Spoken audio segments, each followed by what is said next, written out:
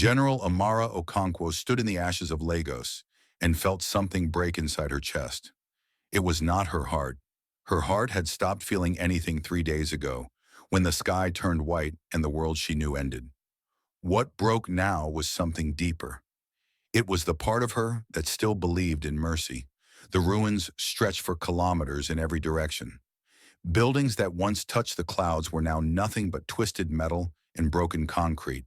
The streets where she had played as a child were gone. The market where her grandmother sold spices was a crater. The school where her nieces learned to read was dust. 17 million people had lived in this city.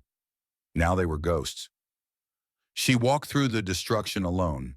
Her boots crunched on glass and bone. The smell of smoke and death was everywhere. Above her, the sky was gray with ash that would not settle for months. This was what remained of her home. 3 days ago, the dominion of Keth had come to Earth. They came without warning. They came without reason. They came because they could. The Dominion was an empire that stretched across 3,000 star systems.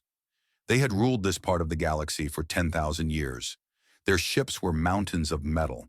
Their weapons could crack planets. Their armies numbered in the trillions. And humans were nothing to them, less than nothing.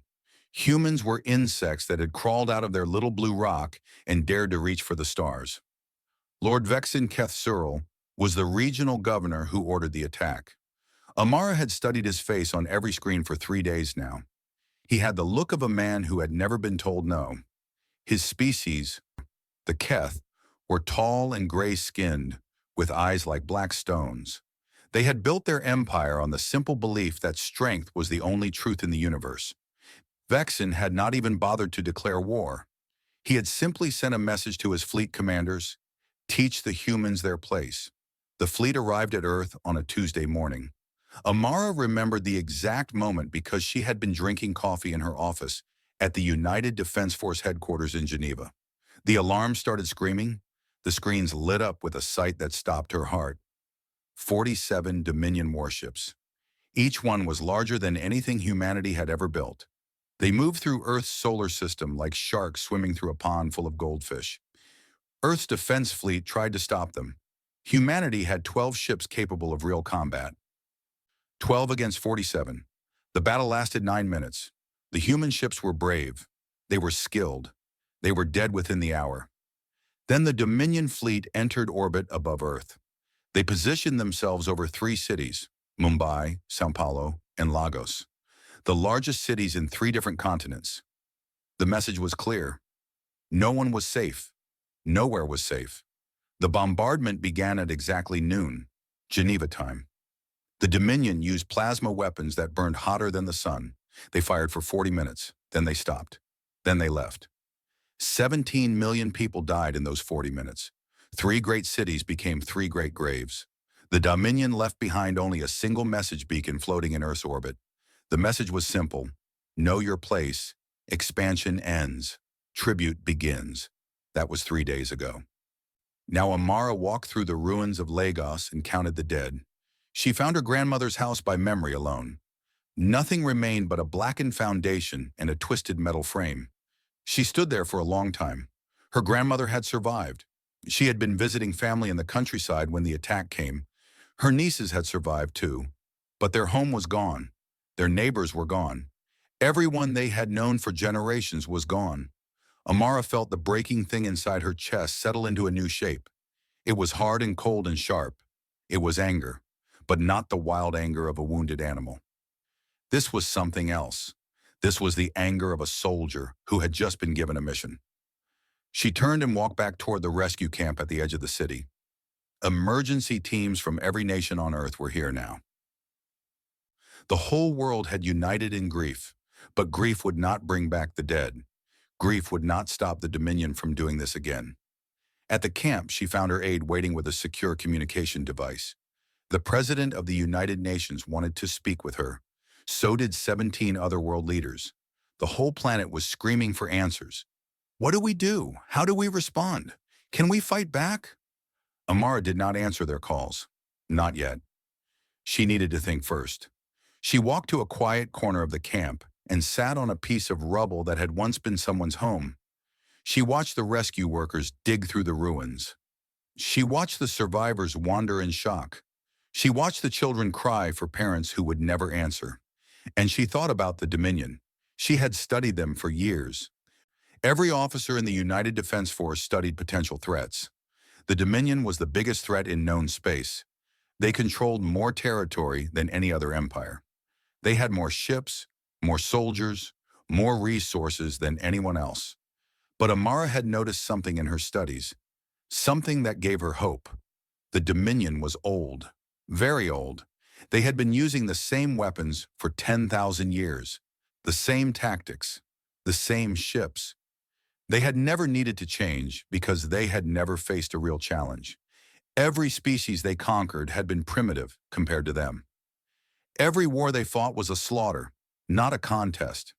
They had grown comfortable, lazy, certain of their own superiority. Humanity was different. Humanity was young. Just 300 years ago, humans had been killing each other with swords and arrows. 200 years ago, they discovered electricity. 100 years ago, they split the atom. 50 years ago, they reached the stars. No other species in the galaxy had evolved so fast. No other species had the capacity to change so quickly. The Dominion saw this as a sign of instability, of danger, of a species that needed to be contained. They were right to be afraid. They just did not understand why. Amara stood up and dusted off her uniform. She picked up the communication device and called the president. "General Okonkwo," the president said. His voice was tired and broken. "Please tell me you have something, anything." "I have a plan," Amara said, "but you are not going to like it. At this point, I will take anything." "We cannot fight them," Amara said. "Not now, not with what we have. If we try, they will come back and finish what they started. They will burn every city on Earth until there is nothing left." The president was silent for a long moment. "Then what do you suggest?" "We pretend to submit. We send them their tribute. We pull back our ships. We make them think they have won. And then we prepare. We study their technology. We build new weapons. We train new soldiers. We make alliances with other species they have oppressed. And when we are ready, when we are strong enough, we take everything from them." "How long?" "A year, maybe 2. I know that sounds like a long time. I know there are people who want revenge right now, but if we strike before we are ready, we will lose. And if we lose, humanity ends." The president was quiet again. Amara could hear him breathing. She knew what he was thinking. She knew how hard it was to choose patience when anger was burning in your chest. "The other leaders will not like this," he finally said. "They do not have to like it. They just have to do it." "And what about you, General? You lost your home today, your city, your people. Can you be patient?" Amara looked out at the ruins of Lagos. She thought of her grandmother, her nieces, the 17 million dead. "I will be whatever humanity needs me to be," she said.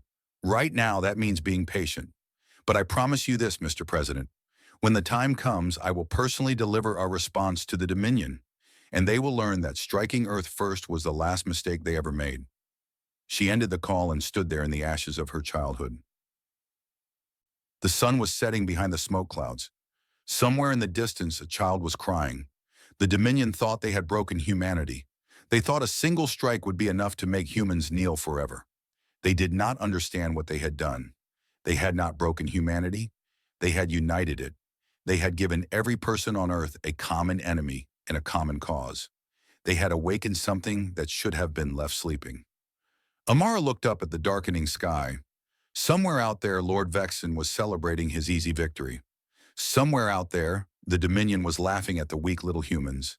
They would not be laughing for long. "You struck first," Amara whispered to the stars. "Now we are coming for you." 6 months had passed since the burning of Earth's cities. The Dominion had not heard a single word from humanity in all that time. Lord Vexen Keth Surul sat in his palace on the colony world of Keth Vorel and smiled at the silence. It was the smile of a teacher who had disciplined a troublesome student. The humans had learned their lesson. They had withdrawn their ships from all contested territories. They had sent their first tribute shipment right on schedule. They had submitted just as every other species eventually submitted. His advisors brought him reports each week. Human activity had decreased across all sectors. Their communication networks were quiet. Their military bases showed minimal movement. The humans were behaving exactly as a conquered species should behave. "They are broken," his chief advisor said during one meeting. "Their spirit died with their cities." Vexen nodded in satisfaction. "As I predicted, they were never a real threat, just a nuisance that needed correction." He turned his attention to other matters. The Dominion had many territories to manage, many species to control. The humans were already fading from his mind, becoming just another footnote in the Empire's long history of putting primitive species in their place. This was his first mistake. On Earth, things were very different from what the Dominion believed. The silence was not the quiet of defeat. It was the quiet of a world holding its breath, preparing, changing. General Amara Okonkwo stood in a massive underground facility that had not existed 6 months ago. Around her, thousands of scientists and engineers worked at stations filled with alien technology. This was Project Prometheus. This was humanity's answer to the Dominion. The facility stretched for kilometers beneath the mountains of Switzerland. It had been built in record time, using techniques no human had known before the attack. That was the secret of humanity. When pushed to the edge, they did not just survive, they evolved. "Status report," Amara said to her lead scientist, a woman named Dr. Chen. Dr. Chen pulled up holographic displays showing their progress. "We have fully decoded the Dominion shield technology. Our version is actually more efficient than theirs. It adapts to incoming fire and redistributes energy in real time. Weapons? We have developed 3 new systems they have never seen. Quantum disruption missiles that bypass shields entirely. Adaptive plasma cannons that learn from each shot and adjust for enemy defenses. And this." She pointed to a display showing a small device. "We call it the Prometheus Core. It is a power source that generates 10 times more energy than anything the Dominion uses." Amara studied the displays. "How is this possible? They have had 10,000 years to develop their technology. We have had 6 months." Dr. Chen smiled. "That is exactly the problem with the Dominion. They stopped innovating 10,000 years ago. Their technology works, so they never felt the need to improve it. They have been using the same weapons, the same shields, the same engines for millennia. And us? We went from the steam engine to nuclear power in 150 years. From the first airplane to landing on our moon in 66 years. From simple computers to artificial intelligence in less than a century. We do not evolve slowly like other species. We explode forward." Amara nodded. This was what she had been counting on. The Dominion saw humanity's rapid development as a sign of instability. They were right, but they did not understand what that instability could become when given direction. She walked through the facility, observing the work at each station. Former rivals now worked side by side. American engineers collaborated with Chinese scientists. Russian military strategists shared ideas with Indian programmers. The attack on Earth had erased every division. There was only one team now, one species, one purpose. In another section of the facility, she found Admiral Takeshi Yamamoto, the commander of what remained of Earth's fleet. He was overseeing the construction of new ships built with the stolen and improved Dominion technology. "How many do we have?" Amar asked. 23 complete, Yamamoto said. "Another 40 in various stages of construction. By the end of the year, we will have 100 ships ready for combat. 100 against thousands. Quality against quantity," Yamamoto said. "Our ships are faster, more maneuverable, and carry weapons they cannot defend against. One of ours is worth 10 of theirs. Maybe more." Amara accepted this. She had to. There was no way to match the Dominion in numbers. They would have to win through innovation, through tactics, through the simple fact that humans fought differently than any species the Dominion had ever faced. She left the facility and traveled to another secret location. This one was in South America, hidden in the jungle. Here she met with representatives from other species who had been oppressed by the Dominion.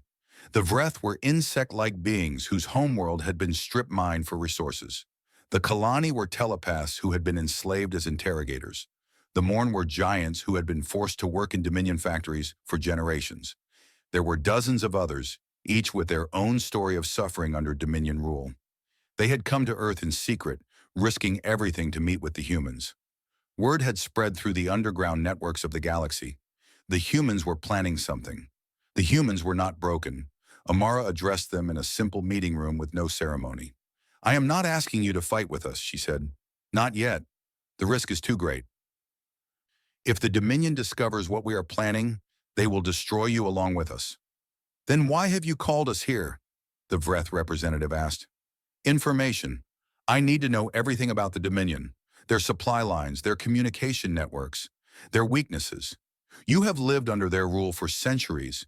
You know things we cannot learn from captured technology." The representatives looked at each other. There was fear in their eyes, but there was also something else. Hope. "If we help you," the Kalani said, "and you fail, the Dominion will punish us all." "Yes," Amara said simply, "they will. And if you succeed?" "If we succeed, the Dominion will no longer exist to punish anyone." The room was silent for a long moment. Then the Morn representative stood. He was 3 meters tall with skin like stone and eyes that had seen centuries of slavery. "My people have waited 400 years for someone to stand against the Dominion," he said. "We had given up hope.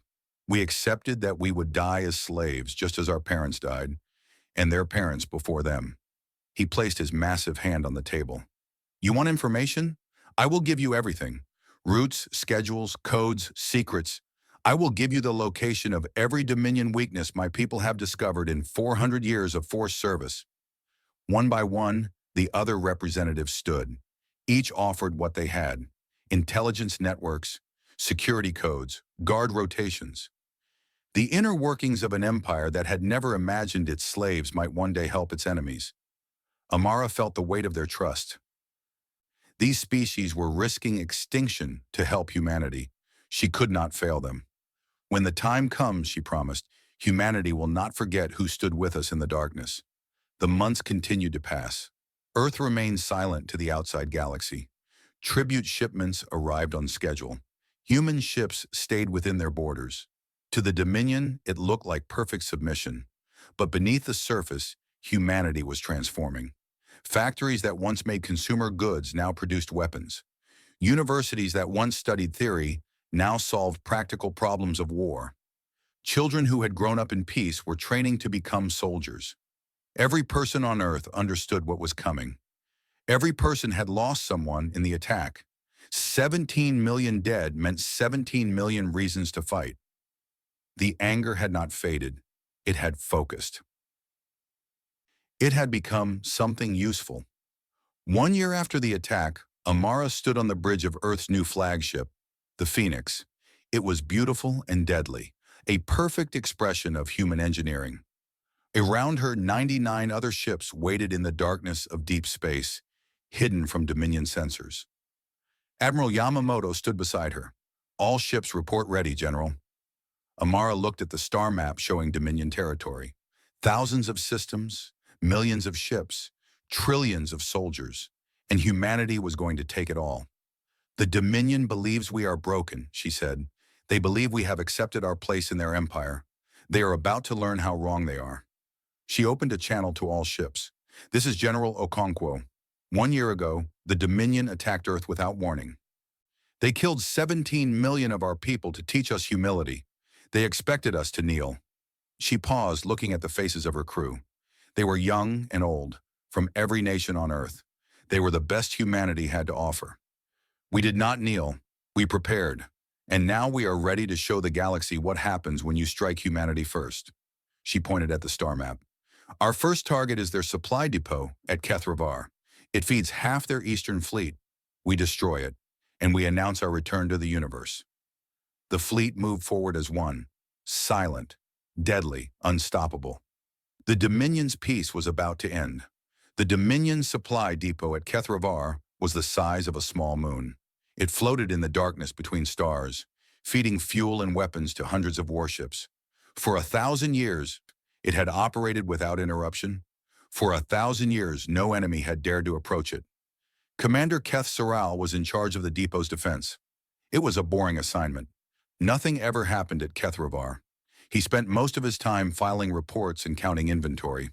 The 20 patrol ships under his command had never fired their weapons at anything but practice targets. On the morning of the attack, Keth Saral was eating breakfast in his quarters when the alarms began to scream. "What is happening?" he demanded, rushing to the command center. His officers were staring at their screens with expressions of confusion. "Unknown contacts, Commander. 100 vessels. They appeared from nowhere." "From nowhere? That is impossible. Our sensors cover light years of space. They must have some kind of stealth technology we have never seen." The officer's voice was shaking. "Commander, they are already within weapons range." Keth Saral looked at the tactical display. 100 red dots surrounded his depot like wolves circling a wounded animal. His 20 patrol ships were already moving to intercept, but he knew with cold certainty that it would not be enough. "Who are they?" he asked. Before anyone could answer, a message appeared on his screen. A human woman in a military uniform stared at him with eyes that held no mercy. "This is General Amara Okonkwo of the United Earth Defense Force," she said. "1 year ago, your empire attacked my world and killed 17 million of my people. You expected us to submit. You were wrong." Keth Saral felt his blood go cold. The humans? That was impossible. The humans were broken. The humans were paying tribute. The humans did not have ships capable of reaching this far into Dominion space. "Your patrol ships have 60 seconds to withdraw," the human general continued. "If they fire on us, they will be destroyed. If they retreat, they will be spared. We are not here for them. We are here for your supplies." Keth Saral looked at his tactical display again.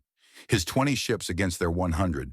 Even if the human ships were poorly armed, the numbers were hopeless. "All ships withdraw," he ordered. His officers stared at him in shock. "Do it now! We cannot win this fight." His patrol ships began to pull back. The human fleet did not pursue them. Instead, the 100 vessels began their attack on the depot itself. What happened next would be talked about throughout the Dominion for generations. The human weapons were unlike anything Keth Saral had ever seen. Their missiles passed through shields as if they did not exist. Their plasma cannons seemed to learn from each shot, adjusting their frequency to bypass armor.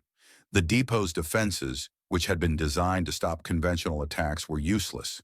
In 20 minutes, the largest supply depot in the Eastern Territories was burning wreckage. General Okonkwo appeared on Keth Saral's screen one final time. "Deliver a message to your superiors," she said. "Tell them the tribute payments are over. Tell them Earth is coming. And tell them that every world they have oppressed is watching." The human fleet vanished as quickly as it had appeared, leaving behind only destruction and a message beacon. The beacon contained footage of the attack. It was broadcasting on all frequencies. Every ship in the sector would receive it within hours. Every colony would know within days. The humans were back, and they were angry. Lord Vexen Keth Saral received the news 3 days later. He watched the footage of his burning depot with a face that showed no emotion. Inside, his mind was racing. This was not possible. The humans had nothing. They were primitive. They had surrendered. How could they have developed such weapons in a single year? "Find them," he ordered his admirals. "Send the Third Fleet, find their ships and destroy them. Leave nothing behind."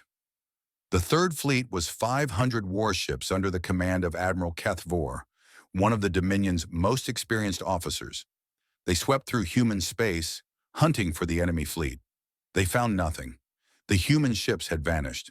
For 2 months, Admiral Keth Vor chased ghosts. His sensors would detect human vessels at the edge of a system, but by the time his ships arrived, the humans were gone. Meanwhile, reports came in from across Dominion territory. Human ships attacking fuel convoys, human ships destroying communication relays, human ships raiding outposts and freeing prisoners. The humans never fought directly. They struck and vanished. They appeared and disappeared. They were everywhere and nowhere. Admiral Keth Vor was a proud officer who had won many battles. But he had never faced an enemy like this. The humans did not fight the way wars were supposed to be fought. They did not gather their forces and meet him in open battle. They scattered like leaves in the wind, and each leaf carried a weapon. Finally, his opportunity came. Intelligence reported that the main human fleet was gathering in an empty system at the edge of Dominion space. Admiral Keth Vor assembled his full strength and jumped to intercept. He found them. 100 human ships, just as the report said. They were waiting for him. All ships, the admiral commanded. Attack formation. We end this today. 500 Dominion warships surged forward. Their weapons began to fire. The space between the fleets filled with plasma and missiles. But something was wrong. The Dominion weapons were hitting the human shields and doing nothing. The plasma dispersed harmlessly. The missiles exploded without effect. It was as if the human ships were protected by some kind of barrier that learned from every attack and adapted. Meanwhile, the human weapons were cutting through Dominion ships like they were made of paper. Admiral Kethfor watched in horror as his fleet began to die. Ship after ship exploded. Captains screamed for help on the communication channels. The tactical display turned red with destruction. The humans moved through his formation like dancers. Their ships were smaller and faster than his. They worked together with perfect coordination, covering each other, supporting each other, protecting each other. Every time he focused fire on one ship, 3 others would strike from a different angle. In 2 hours, the third fleet was gone. 300 ships destroyed, 200 in retreat. Admiral Kethfor was among the survivors, fleeing on a damaged vessel with half his crew dead. The humans let them go. General Okonkwo watched the retreating Dominion ships and felt no joy. This was not a celebration. This was justice. But justice did not bring back the dead. She opened a channel to the Dominion capital. The message would be received throughout the empire. "This is General Amara Okonkwo of Earth," she said. Her face appeared on screens in 1,000 systems. "1 year ago, you struck our world without warning. You killed 17 million people to teach us our place. You wanted us to be afraid." She paused, letting her words sink in. "We are not afraid, we are angry. And now we are coming for you." She held up a data pad showing the destruction of the Third Fleet. "Your weapons cannot hurt us. Your shields cannot stop us. Your numbers do not matter. We have spent the last year studying your empire, and we have found it weak, stagnant, rotten at the core." Her eyes hardened. "You built your empire on the belief that the strong deserve to rule the weak. You were wrong. True strength is not about domination. It is about protection. It is about building something worth defending. We are giving you one chance. Release the species you have enslaved. Surrender the leaders who ordered the attack on Earth. Accept that your empire is over. Do this, and humanity will show you the mercy you never showed us." She leaned forward. "Refuse, and we will tear down everything you have built. We will free every world you have conquered. We will not stop until the Dominion exists only in history books." The transmission ended. Throughout the Dominion, billions of beings watched in stunned silence. The slaves looked at each other with new hope in their eyes. The soldiers looked at each other with new fear. And in the imperial palace, the emperor himself watched with cold fury. "Send for my war council," the emperor commanded. "We are going to exterminate these humans once and for all." His advisors rushed to obey. But in the corridors of the palace, whispers were already spreading. The humans had done the impossible. They had defeated a Dominion fleet. They had survived. And across the empire, oppressed species were beginning to ask a dangerous question. If the humans could resist, why could they not do the same? The war was just beginning. 2 years had passed since the attack on Earth. The galaxy was on fire. The human fleet had carved a path through Dominion territory like a blade through flesh. Every week brought news of another victory, another supply line cut, another military base destroyed, another world liberated. But General Amara Okonkwo knew that the war was far from over. The Dominion was vast. For every fleet they destroyed, the Emperor could build 2 more. For every territory they freed, 100 remained in chains. They were winning battles, but they needed to win something bigger. They needed to break the Empire's spirit. That was why she had brought the fleet to Kethvoril. The planet hung in space before her, a massive world covered in factories and shipyards. This was where the Dominion built most of its warships. This was the heart of their military power. Destroying it would set back their war effort by decades. But the Dominion knew its value. 500 warships defended Kethvoril. Every approach was mined. Every orbital platform was armed. The Emperor had stripped ships from across the Empire to protect this one world.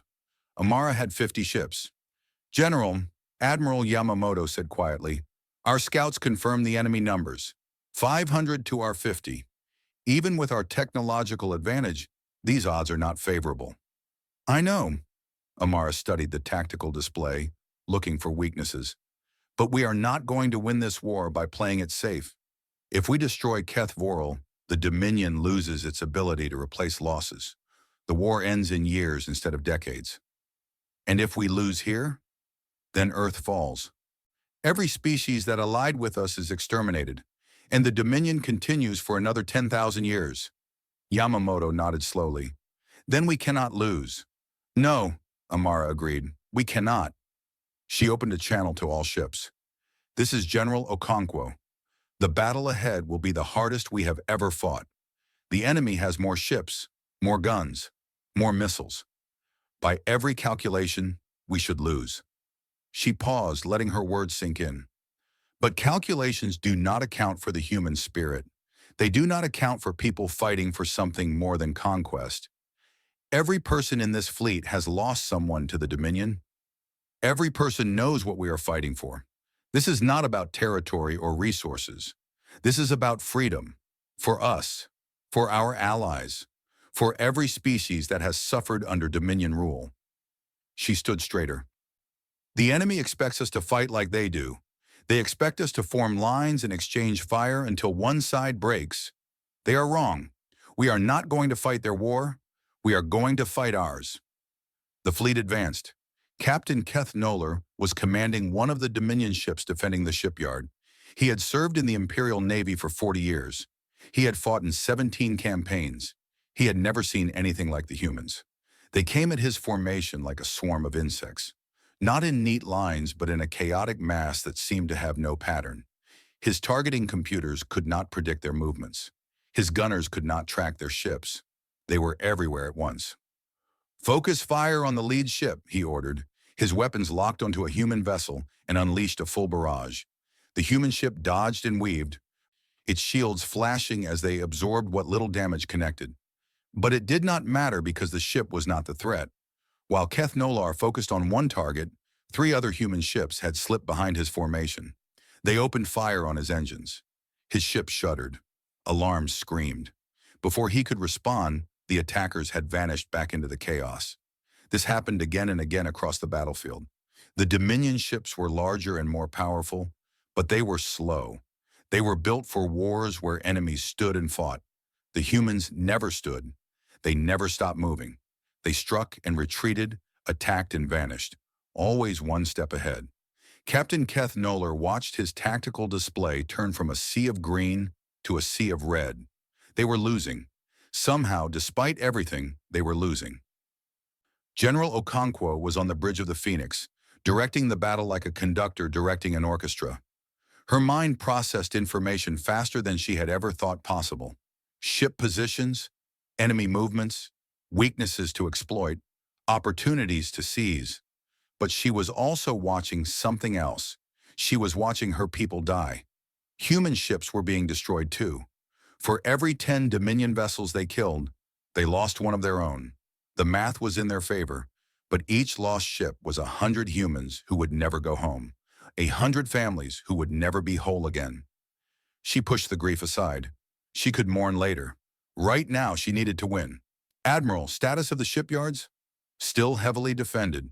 We have destroyed most of their fleet, but the orbital platforms remain operational. We cannot approach without taking heavy casualties. Amara studied the display. The platforms were the problem. They were massive installations bristling with weapons. Taking them down with conventional attacks would cost too many ships. But there was another way. Signal the Prometheus, she ordered. Tell Captain Rodriguez to begin the special operation. The Prometheus was a small ship, barely larger than a shuttle, but it carried something the Dominion had never seen before. Something human scientists had been developing in secret for 2 years. Captain Rodriguez guided her tiny vessel through the chaos of battle, using the debris and explosions as cover. The Dominion did not notice her. Why would they? She was too small to be a threat. She reached the first orbital platform and attached a small device to its hull. Then she moved to the second, then the third, then the fourth. When she had planted devices on all 12 platforms, she retreated to a safe distance and activated them. The devices were quantum disruptors. They did not destroy the platforms. They did something worse. They scrambled every electronic system simultaneously. Shields failed. Weapons went offline. Life support began to malfunction. In seconds, the 12 orbital platforms went from deadly fortresses to helpless targets. All ships, Amara commanded, destroy the platforms, then target the shipyards. The human fleet descended on the defenseless installations like wolves on wounded prey. One by one, the platforms exploded. The shipyards burned. Decades of Dominion military production became scattered debris. The remaining Dominion ships tried to flee. Most did not make it. When it was over, General Okonkwo stood on the bridge of her ship and looked at the destruction. Keth Voral still existed, but its military value was gone. The factories that had built warships for 1,000 years were molten slag. The shipyards that had launched fleets to conquer worlds were twisted wreckage. They had won. Against impossible odds, they had won. But victory had a cost. Amara looked at the casualty reports and felt the weight of command pressing down on her. 15 ships destroyed, 1,500 humans dead. Each one had a name. Each one had a family. Each one had trusted her to bring them home. She could not save them all. She could only make sure their sacrifice meant something. A communication signal interrupted her thoughts. It was coming from the Dominion capital. From the Imperial Palace itself. General Okonkwo. The face on her screen was ancient and cruel. Golden robes, black eyes, a crown of twisted metal. This was the Emperor himself. You have proven to be more troublesome than I expected. And you have proven to be weaker than I feared, Amara replied. The Emperor's eyes narrowed. Bold words for someone so far from home. You have won battles. I have thousands of worlds, millions of ships, trillions of soldiers. This war can only end one way. I agree, Amara said. It will end with me standing in your throne room. For a moment the Emperor was silent. Then he laughed. It was a cold sound, like wind through dead branches. You amuse me, human. Very well. Come to my throne room if you can. My guards will be waiting. My fleets will be waiting. The full might of the Dominion will be waiting. Good, Amara said. I would hate for our final victory to be too easy. She ended the transmission. Admiral Yamamoto looked at her with concern. General, was it wise to antagonize him? The Emperor rules through fear, Amara said. His subjects obey because they believe he is invincible. Every time we prove him wrong, his empire weakens. Every time we make him look foolish, his subjects wonder if they should still be afraid. She turned to face her crew. This war is not just about weapons and ships. It is about ideas. The Dominion believes the strong should rule the weak. We believe in something different. We believe that true strength comes from protecting others, not crushing them. She looked out at the burning remains of the shipyards. Today, we showed the galaxy that the Dominion can be defeated. Tomorrow, we show them that it should be. The fleet began to regroup, gathering strength for the final push toward the heart of the Empire. Somewhere ahead, the Emperor waited on his throne, surrounded by his guards and his fleets and his trillions of soldiers. Amara was not afraid. She had started this war with nothing but rage and determination. Now she had an army of humans and allies who believed in something worth fighting for. The Dominion was going to fall, and she was going to be there to watch it happen. 3 years after the burning of Earth's cities, General Amara Okonkwo stood at the edge of the Dominion's heart.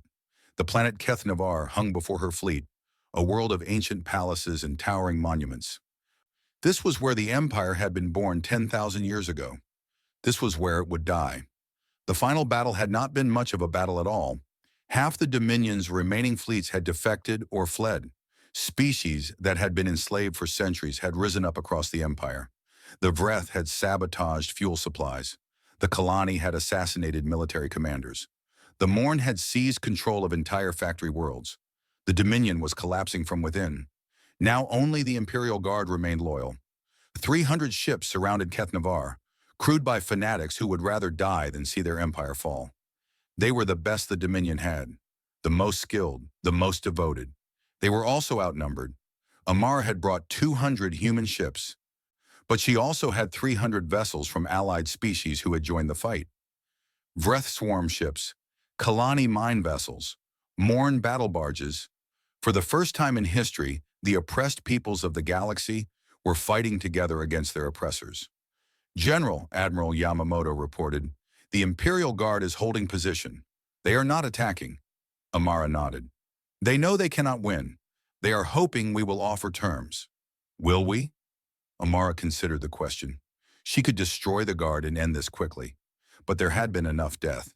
If the Guard surrendered, thousands of lives would be saved. Human lives, allied lives, even Dominion lives. "Open a channel to the Guard commander," she ordered. The face that appeared on her screen was tired and gray. Admiral Keth Varn was the last of the old Guard. He had served the Empire for 200 years. He had watched it grow and prosper. Now he was watching it die. "General Okonkwo," he said, "I wondered when you would call. Admiral Keth Varn, your fleet is surrounded. Your Emperor has lost. You can surrender now and save your people, or you can fight and die for nothing." The old admiral was quiet for a long moment. "I have served the Dominion my entire life. I believed in what we built. Order, stability, a galaxy united under one rule." "You built slavery," Amara said. "You built oppression. You built an empire on the suffering of billions." "Perhaps." Kethvarn closed his eyes. "But it was my empire, my home, my purpose." "Your purpose can change. Your people can change. The Dominion way is over, but that does not mean your species must end. There is a place for you in what comes next, if you choose it." The Admiral opened his eyes. There was something new in them. Not hope exactly, but perhaps the absence of despair. "My ships will stand down," he said, "but I will not live to see what comes next. I am too old to change, too guilty to be forgiven." "That is not your choice to make," Amara said. "You will surrender yourself for trial. What happens after is not up to you or me. It is up to justice."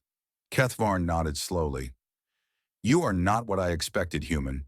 When your species first reached the stars, we dismissed you as primitives, animals who had learned to build rockets. We never imagined you could become this." "Neither did we," Amara admitted. "Sometimes strength is discovered, not planned." The Imperial Guard powered down their weapons and opened their hangars. One by one, shuttles began carrying Dominion soldiers to surrender. The last defenders of the Empire were giving up without a fight. Amara felt no triumph, only exhaustion, and a new weight on her shoulders. 1 hour later, her shuttle descended through the atmosphere of Keth Navar. The planet's surface was covered in structures that had stood for millennia. Palaces of white stone, monuments to forgotten victories, gardens that had been tended by slaves for 10,000 years. At the center of everything stood the Imperial Palace. It was a mountain of crystal and gold, beautiful and terrible. Inside, the Emperor waited. Amara walked through the palace gates with only a small escort. Dominion guards watched her pass but did not move to stop her. Their weapons remained holstered.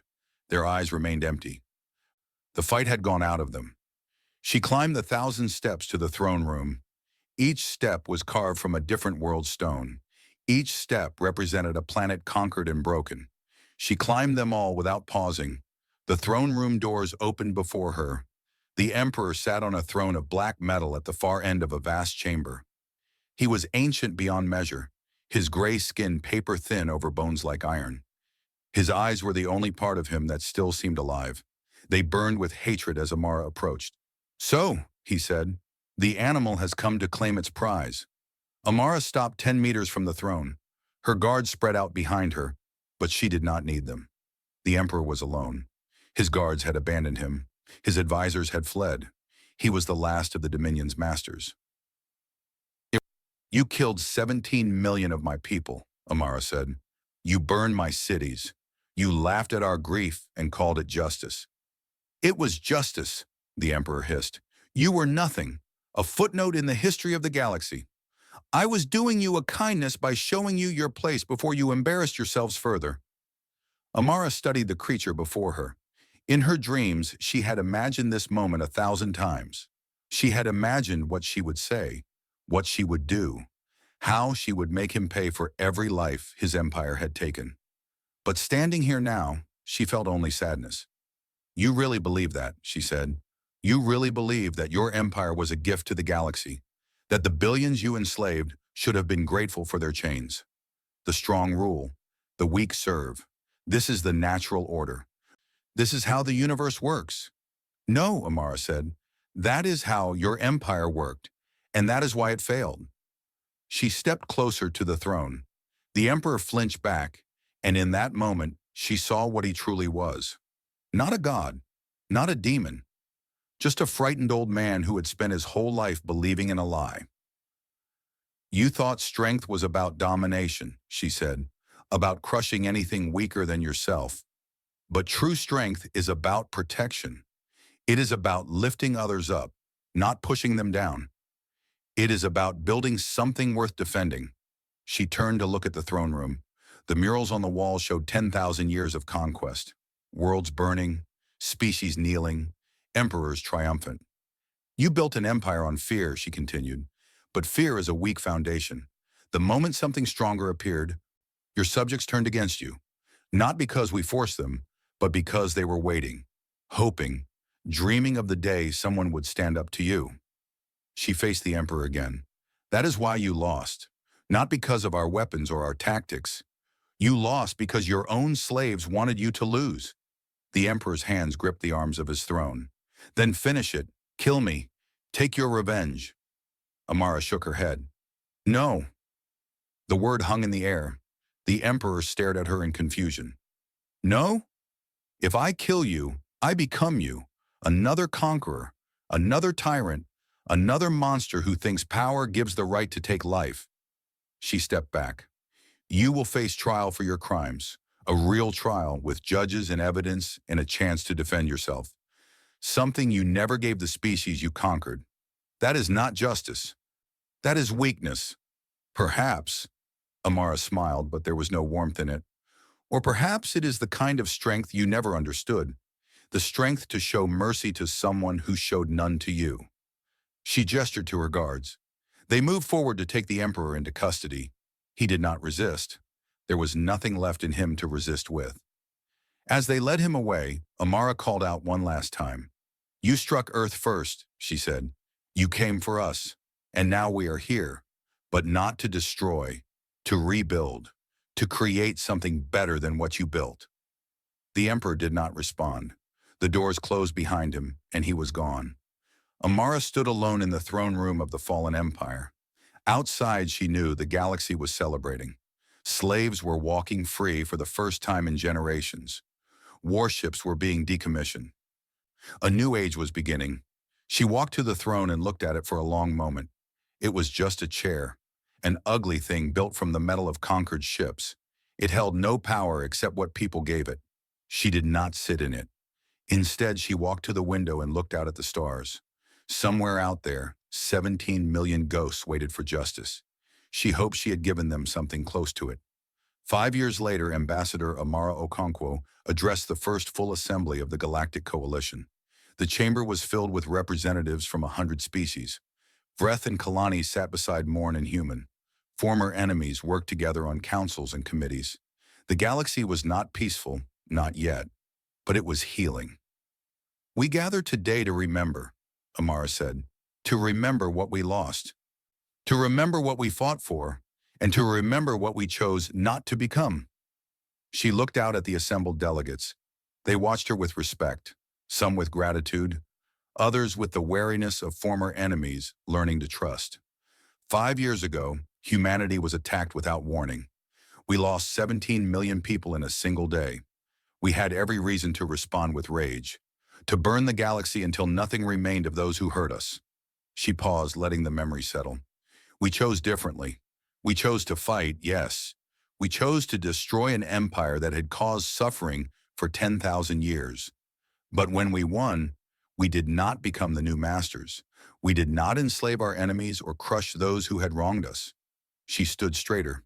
We chose to build instead of destroy, to heal instead of wound, to show mercy when we had every right to vengeance. That is what it means to be human. Not our weapons, not our technology, Not our capacity for war, our capacity for choice. The assembly was silent. Then slowly applause began. It spread through the chamber until everyone was standing. Former slaves and former masters, old enemies and new friends, all of them united by the choice humanity had made. Amara accepted their gratitude, but her mind was elsewhere. She was thinking of Lagos, of the ashes she had walked through 3 years ago, of the grandmother who had survived and the nieces who were now growing up in a galaxy free of the Dominion's shadow. She was thinking of the 17 million who had died so that this moment could exist. We were struck first, she said quietly. Words meant only for herself. We came for them. And when we had the power to become the monsters they were, we chose differently, she smiled. That is what it means to be human. Outside the chamber windows, the stars burned bright. 100 worlds, 1,000 species, a galaxy learning to live together. The Dominion was gone, but what humanity had built in its place would last forever.